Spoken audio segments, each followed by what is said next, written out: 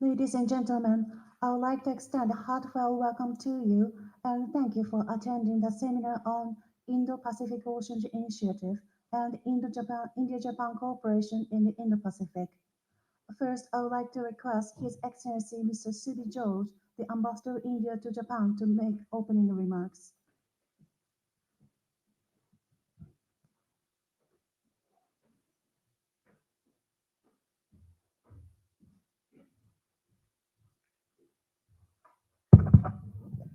Good afternoon, everybody. Your Excellency, Mr. Ryo Nakamura, Director General, Southeast and Southwest Asian Affairs Department, Ministry of Foreign Affairs of Japan, Ms. Paramita Tripathi, Joint Secretary, Indo-Pacific Division, Ministry of External Affairs of India, distinguished guests, good afternoon and a very warm welcome to you all. I am delighted to address this gathering on the subject of Indo-Pacific Oceans Initiative and collaboration between India and Japan in the Indo-Pacific region. This theme holds great significance, reflecting the shared vision and strategic partnership between our two countries. The synergy in our efforts in this region is not only for the bilateral benefit of our two countries, but also aims to facilitate regional cooperation, promoting peace, prosperity, and security in the world's most dynamic region. The Indo Pacific region holds critical importance to India, Japan, and the world. It is home to more than half of the world's population and serves as a crucial hub for global trade and commerce. For India, Indo Pacific is not just a geographical space, but a strategic theater which impacts our economic and security interests profoundly. Its stability and prosperity are integral to our national interests. Think about the Indo Pacific region in a world map and think about how the region is so important for our two countries. I was ambassador in the Middle East. When I look at that region from the on the map from here, I see a very important sea lane connecting the Middle East with Japan. It comes from the Gulf through the Arabian Sea to the Indian Ocean, Bay of Bengal, Andaman Nicobar Islands, Malacca Straits, South China Sea, up all the way to Japan. This sea lane is very important as 90% of Japan's oil, hydrocarbon come from the Middle East. Similarly, when I look at the map and look at the east of India, how important is this region for India? Major partners, economic partners of India are all on the east of India in this region. Japan, Southeast Asian countries, Australia, South Korea, and the United States. So the region is so important. So there is a great deal of connectivity and interdependence for both of us in the region and also for the benefit of the other countries in the region. India's vision for the Indo Pacific is for a free, open, and inclusive order based on respect for sovereignty and territorial integrity, peaceful resolution of disputes through dialogue, and adherence to international rules and laws. Our vision also includes fostering regional connectivity and economic integration, enhancing cooperation on maritime issues, and addressing all common challenges through collective action. India's Indo-Pacific vision is also based on the principle of ASEAN centrality. Let me quote Honorable Prime Minister Sri Narendra Modi when he spoke about India's vision for the region. I quote, when the oceans are open, the seas are secure, countries are connected, the rule of law prevails, and the region is stable. Nations, small and large, prosper as sovereign countries, free and fearless in their choices. Unquote. Dear friends, India's Indo-Pacific Oceans Initiative, launched by Prime Minister Mr. Modi, is a comprehensive framework aimed at implementing this vision and enhancing cooperation in the region. The IPOI about which we will hear in great detail later, focuses on a range of areas covering maritime security, disaster risk reduction, capacity building, and trade and connectivity. A key element in our approach, or the Act East policy, which aims to enhance strategic and economic ties with Southeast Asia and beyond. This policy, in its 10th year now, has been instrumental in strengthening our ties with countries of East and Southeast Asia. It has aimed to enhance economic and strategic ties, supporting greater regional integration and cooperation. By focusing on building infrastructure, increasing trade, and promoting people to people exchanges, the Act East policy has laid a strong foundation for robust partnerships in the Indo Pacific region. Our approach to both the Indo Pacific region and issues related to maritime domain is also guided by the concept of security and growth for all in the region, or SAGAR, which means ocean in a number of Indian languages. The special strategic and global partnership with Japan, which is completing its 10 years in 2024, has been a key pillar of our vision for Act East and Indo Pacific. This partnership is built on shared values, mutual respect, and common commitment to democratic principles and a rule based international order. Our collaboration spans various domains, including defense, infrastructure, technology, and people to people exchanges. The enduring friendship between our two countries is a strong force for promotion of peace, security, and prosperity in the Indo-Pacific. Japan recognizes the Indo-Pacific as a region of paramount importance. We welcome the vision of a free and open Indo-Pacific (FOIP) put forward by Prime Minister His Excellency Mr. Kishida during his visit to India in March 2023. I recall attending the speech he delivered in New Delhi. This vision aligns India's own vision of the region, emphasizing the need for a stable regional order where all countries, irrespective of size or power, adhere to the same rules. Japan's FOIP initiative also aims to foster economic development and connectivity through quality infrastructure investment, ensuring that growth is inclusive and sustainable. The convergence between IPOI and FOIP vision exemplifies our shared objective to contribute positively to region's security and economic landscape. Together, India and Japan are working towards enhancing maritime security, developing resilient supply chains, and addressing common challenges, thereby contributing to the overall stability and growth of the Indo Pacific. Our collaboration in the Indo Pacific region is multifaceted and robust. Japan is leading the connectivity pillar under the Indo Pacific Oceans Initiative. Our cooperation in this region also includes joint military exercises, strategic dialogues, and coordination on infrastructure and development projects. We are committed to enhancing connectivity and building resilient infrastructure, which are crucial for the economic integration of the region. In our commitment to a peaceful, stable, and prosperous Indo Pacific region, we place immense value on our cooperation under Quad framework.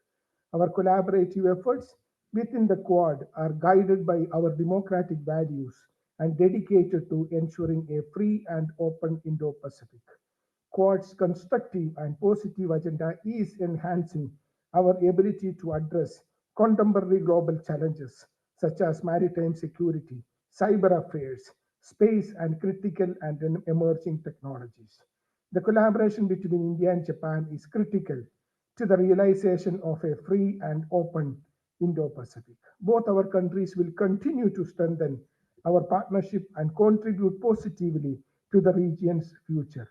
By enhancing our strategic, economic, and cultural ties, we can create a resilient and prosperous Indo Pacific. Our joint efforts will ensure that the region remains a dynamic and vibrant area, contributing to global peace, prosperity, and stability. I once again welcome each one of you for joining this uh, seminar today. I particularly welcome His Excellency Mr. Ryo Nakamura, Director General, who has joined us as a keynote speaker. Thank you and good afternoon.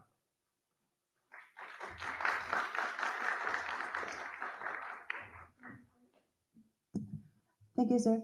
Next, I would like to invite His Excellency Mr. Nakamura Ryo, Director General Southeast and Southwest Asian Affairs Department, Ministry of Foreign Affairs, Japan, to give a keynote speech.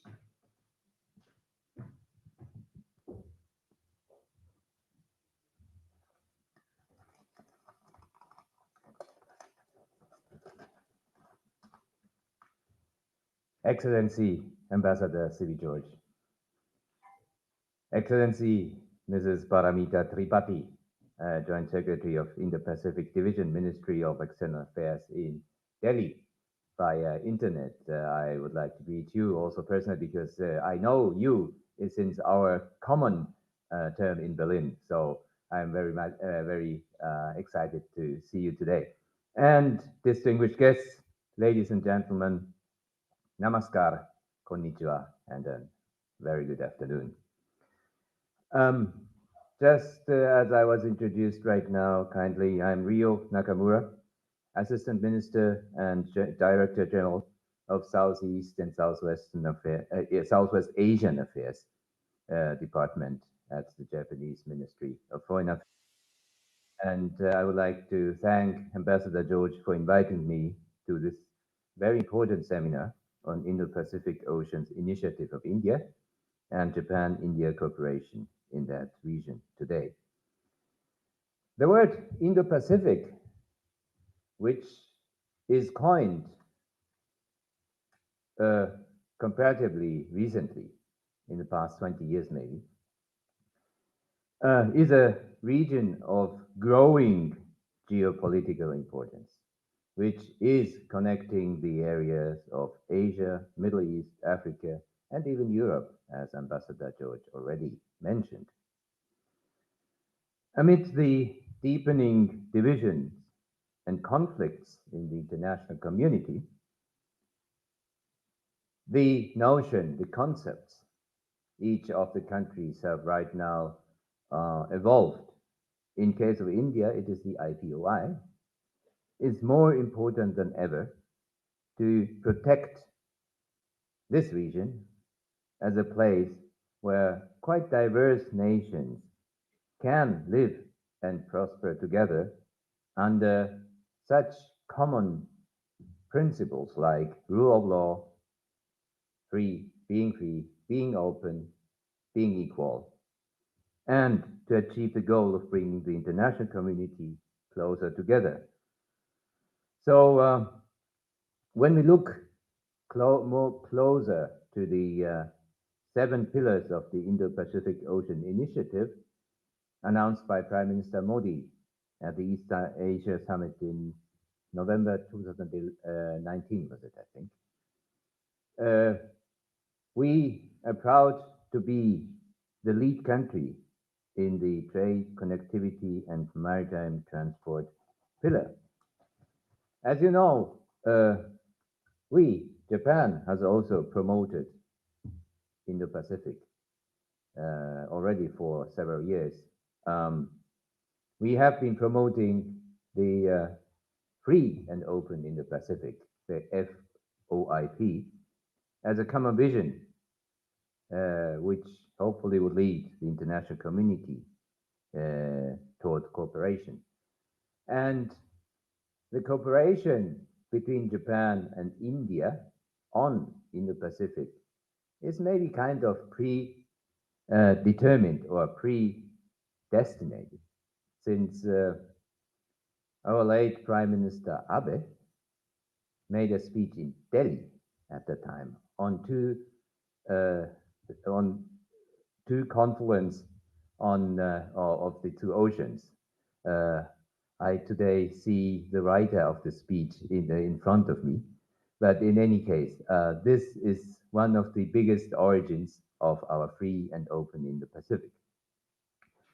Under the concept of FOIP, we will enhance the connectivity of Indo-Pacific region, foster the region into a place that values freedom, the rule of law, free from force of coercion, and to make it prosperous.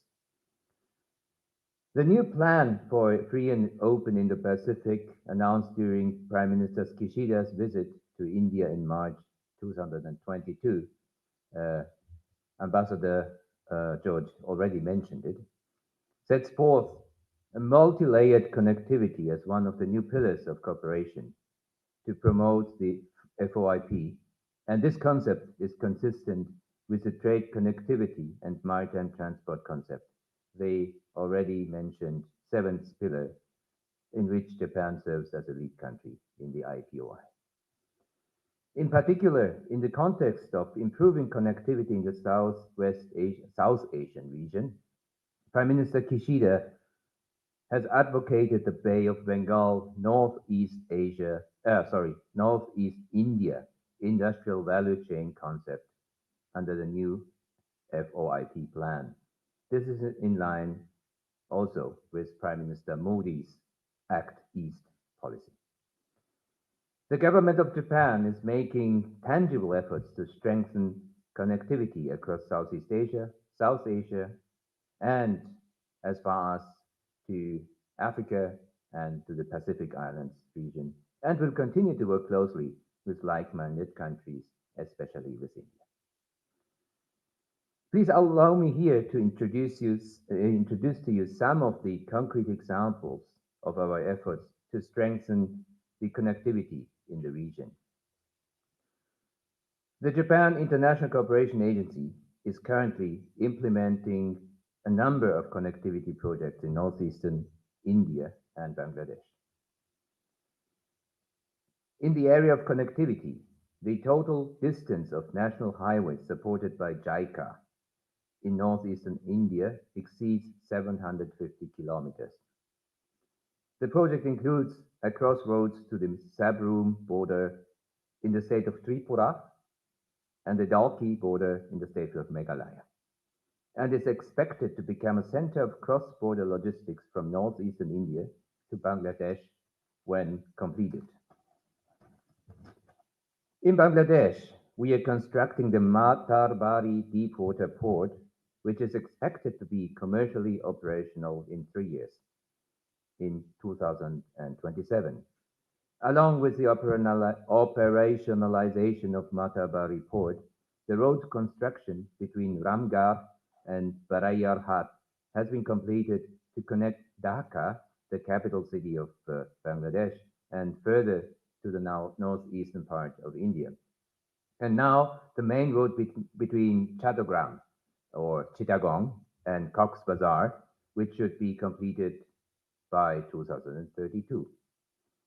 I would also like to point out that within Bangladesh, excellent cooperation between Japan and India is underway to improve the connectivity. Examples, specifically from Benapole, the border between eastern India and western Bangladesh to Dhaka, and secondly, from Barayarhat in eastern Bangladesh to Ramgarh, the border between East Bangladesh and Northeast India. The projects are being undertaken in parallel with the construction of a bridge by Japan and a 4-lane road by India. The completion of these connectivity projects, in addition to the Bangladesh Special Economic Zone opened in March 2022, will contribute to the connectivity enhancement promoted by IPOI. We would like to continue to strengthen cooperation among like-minded countries that are working together to promote IPOI. So, in conclusion, Japan attaches great importance to strengthening relations with a wide range of partners in order to overcome diverse challenges we are facing, the international community is facing. Last year, we recall the excellent cooperation between the G7 presidency, which was ours, and the G20 presidency, which was India. And so we are looking forward to further enhancing cooperation on Indo-Pacific as well as on other items in various fields. Ambassador George has already mentioned on maritime issues, maritime security, um, economy, blue economy, transport, connectivity. There are many, many, many areas on this. And this time, this year, I mean, luckily, we will also probably have many occasions for this. Um, the two countries, Japan and India, have already promised that this time, this year, the new prime minister or the old prime minister after the elections next week will be visiting Japan sometimes in during this year. Our prime minister will be invited to the Quad summit meeting in India this year. We are going to have a 2+2 foreign ministers and defense ministers meeting sometime in this year in India. So my foreign ministers will visit and my defense minister will visit India. And again, the Quad meeting, the Japan, US, Australia, India foreign ministers meeting will be held sometime this year in Japan. So the Indian foreign minister will visit us. So we have many occasions on strengthening our cooperation, and we are looking forward to this in order not only to benefit by us or by the Indians uh, for this in this cooperation, but this cooperation is also beneficial for all countries, since this is something which we are having as a goal that every country should benefit from this the promotion of this Indo-Pacific um, initiatives of the two countries. So I'm looking forward to them, and I'm giving the floor back. Uh, Thank you very much for listening to me. Thank you.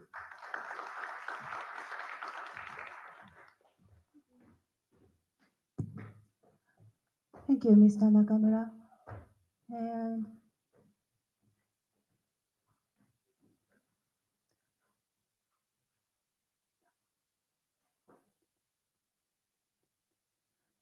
now, next, I would like to request Ms. Paramita Tripathi, Joint Secretary in the Pacific, Ministry of External Affairs, India, to give remarks.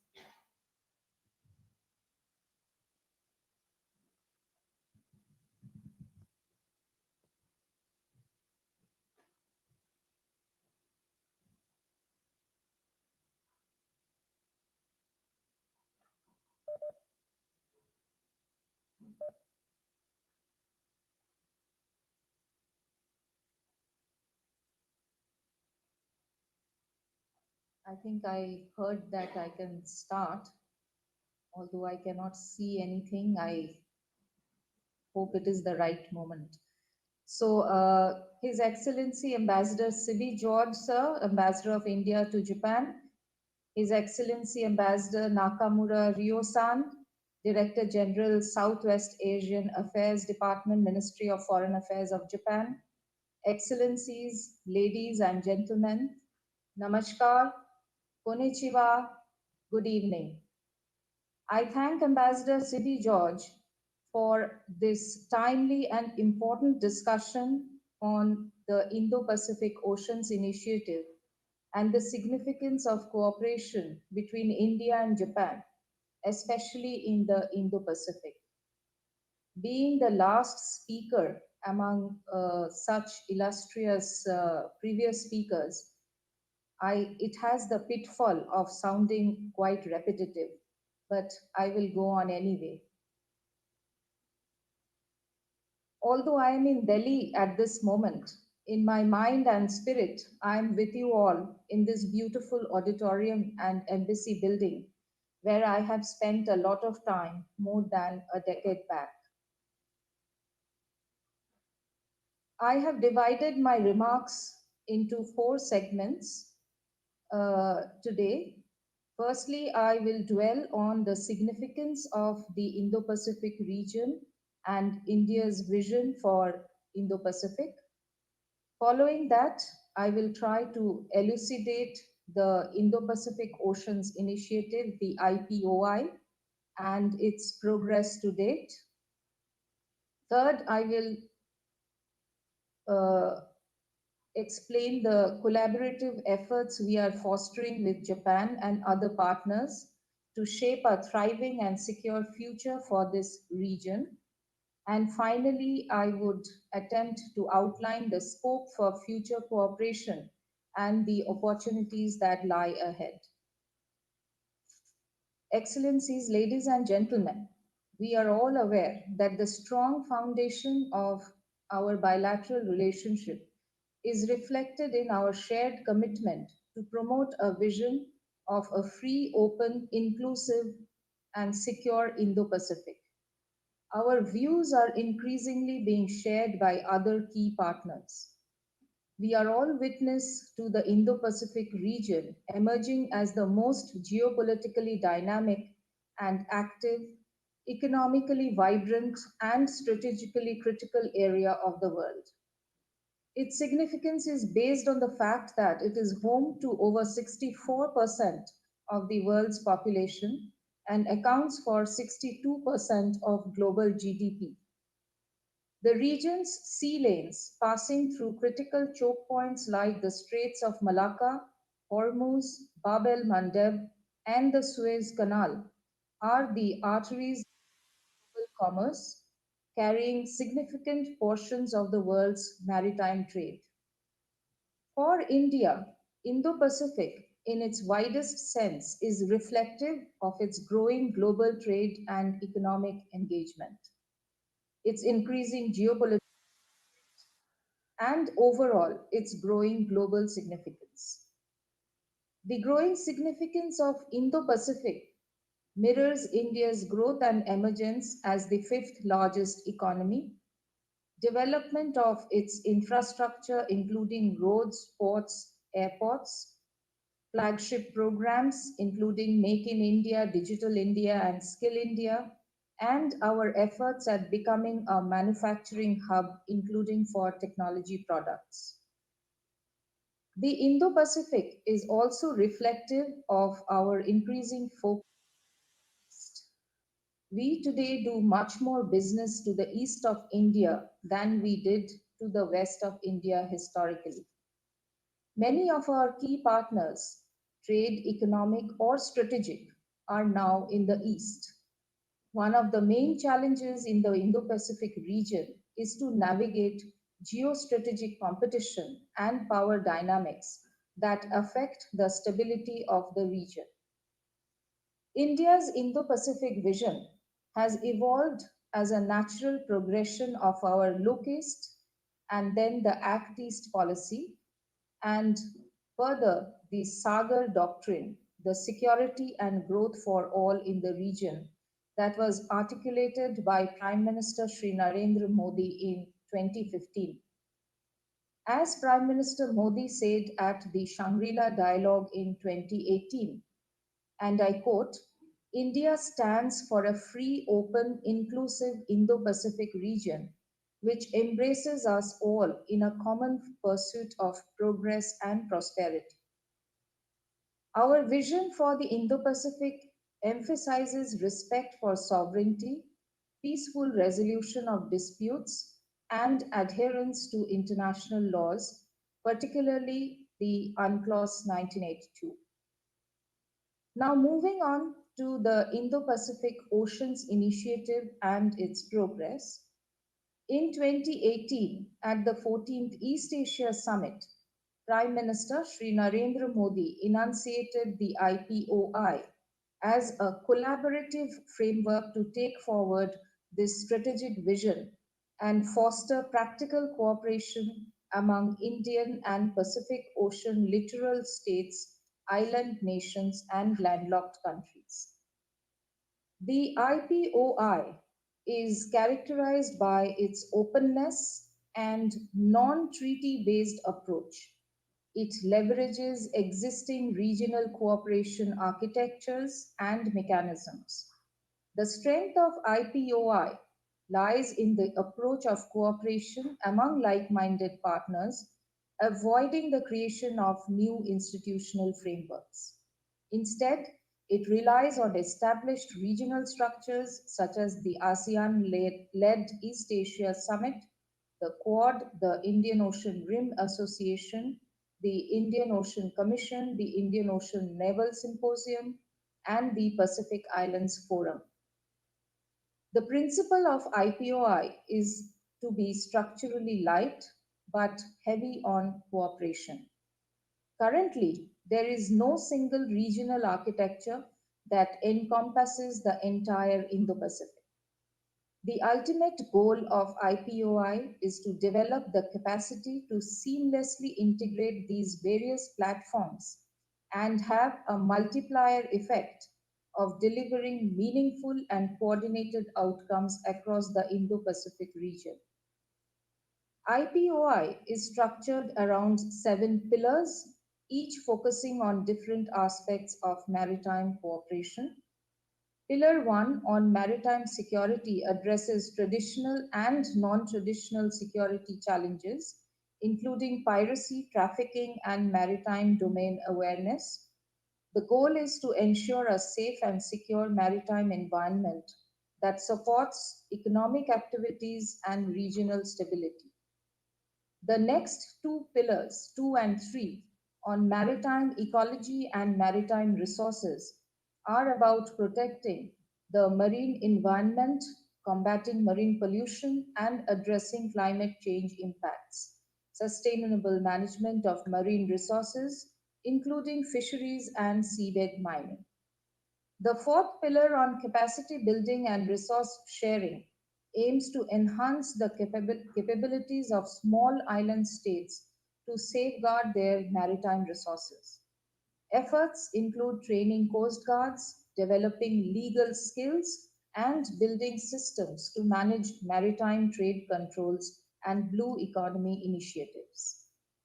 Pillar 5 on disaster risk reduction and management is focused on inter-regional cooperation to mitigate disaster risks and build disaster resilient infrastructure.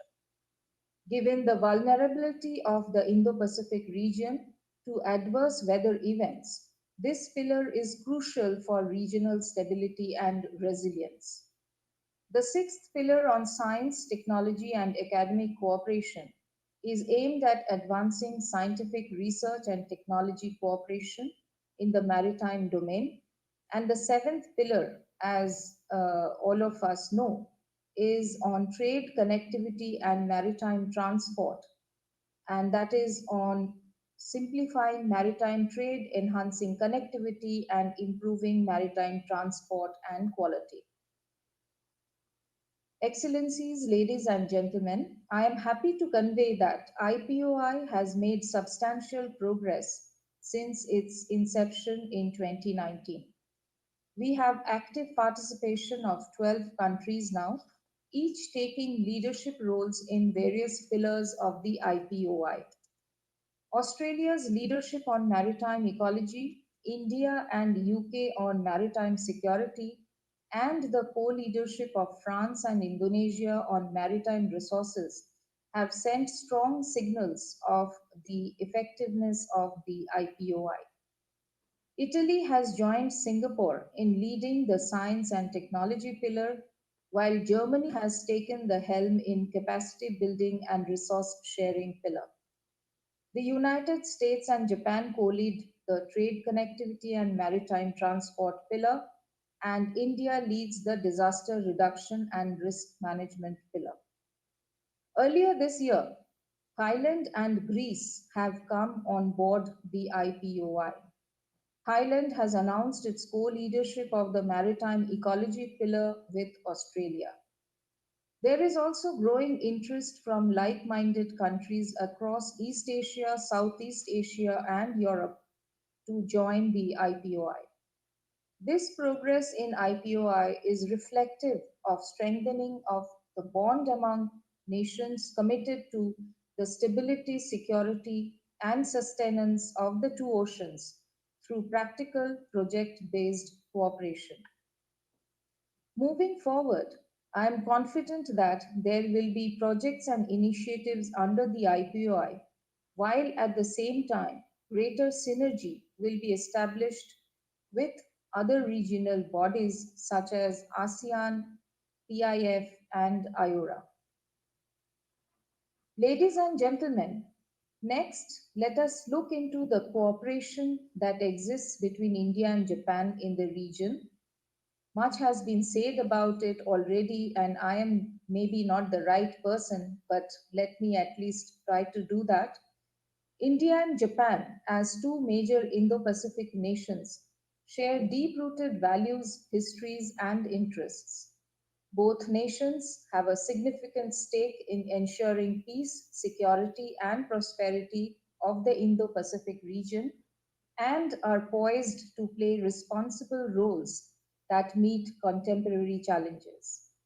The scope for cooperation between India and Japan is vast and offers immense opportunities for contributing to regional stability and prosperity. Japan is already playing a very important role in the IPOI, particularly through its leadership in the trade connectivity and maritime transport pillar with focus on connectivity. Japan has actively organized workshops and seminars to promote quality infrastructure, free trade, and digital connectivity.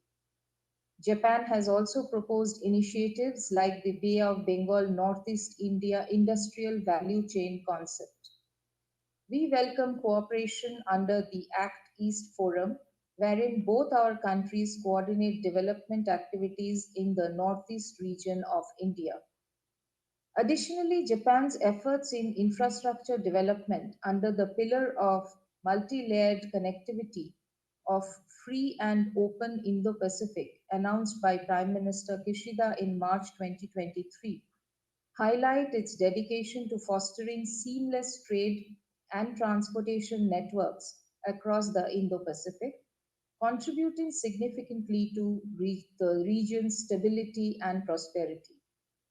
There exists thus strong alignment between IPOI India's Act East policy and Japan's free and open Indo Pacific vision. Our shared vision for the Indo Pacific and our strategic convergence provide immense scope for further enhancement of cooperation under the IPOI. As is the need of the region, connectivity infrastructure projects and new green technologies in maritime transport are areas which require more attention.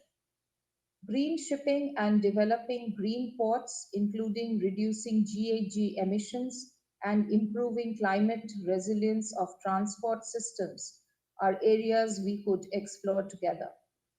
Japan's expertise in disaster resilient infrastructure and management, and India's efforts through the Coalition for Disaster Resilient Infrastructure or the CDRI may be ways to strengthen disaster resilient connectivity infrastructure in the region. In trade, streamlining customs procedures, applying digital technology to marine logistics, and developing integrated logistics systems can facilitate smoother trade flows across the Indo Pacific. Port sector digitalization can optimize existing processes and create new business opportunities, transforming supply chains and the geography of trade.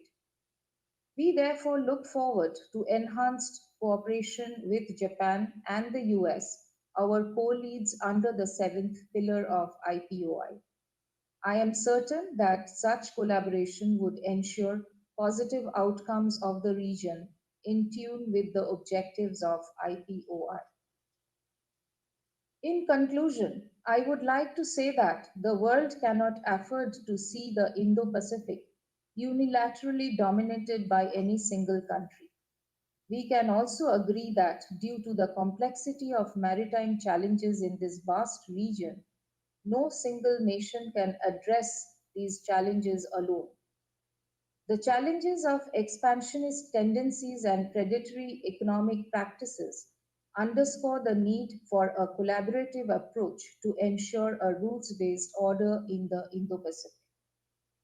India's vision, as articulated by Prime Minister Sri Modi, is for a free, open, and inclusive Indo Pacific. This vision is not just about security and economic interests, it is also about creating a shared future of prosperity and stability.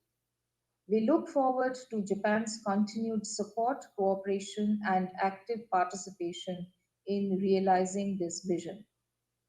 Excellencies, ladies and gentlemen, the Indo Pacific Oceans Initiative is an opportunity to collaborate in diverse areas, such as addressing health and sustenance of maritime domain, strengthening global ocean governance, combating transnational maritime crimes, and safeguarding supply chains from disruptions. The success of IPOI would be a legacy of our collective commitment and efforts to ensure a secure, stable, and prosperous maritime domain. Together, through initiatives like the IPOI, we have the opportunity to shape a future of shared prosperity and security. Let us harness the full potential of our cooperation and build a resilient, inclusive, and dynamic Indo Pacific region. Thank you. Arigato gozaimasu.